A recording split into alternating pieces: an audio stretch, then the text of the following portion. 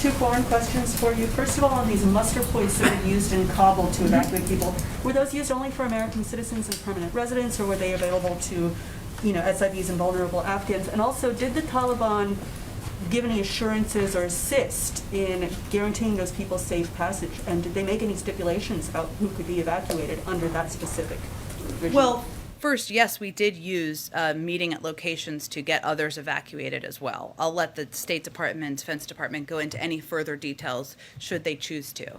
I would also note that while that was a way that a great number of American citizens were evacuated, there were also numbers who came, of course, through the gates, including Afghans and vulnerable Afghans who also came through the gates of the airport, especially in the earlier days of the evacuation. And clearly, as I noted, of the more than 120,000 people who were evacuated, 77% of them were at risk, were people at risk. And maybe that was the number that people come to the United States. I got to check on that number. But that makes clear that the Taliban, yes, they did allow more than 120,000 people, including the vast majority of them vulnerable Afghans, to get through. Whether we met them at a checkpoint, whether we got them through the gates, that is true. That does not mean we think the Taliban are good actors. We don't. But we needed to work with them in coordination to get this done, and as a result, it was the largest airlift in U.S. history.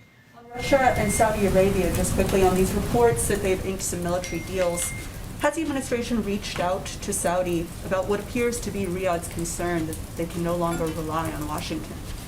We are in touch with a range of partners, including leaders in Saudi Arabia. I'd point you to the State Department for any updated conversations with them. Sure. Okay. Thank you, everyone. Have a good day. We'll see you tomorrow.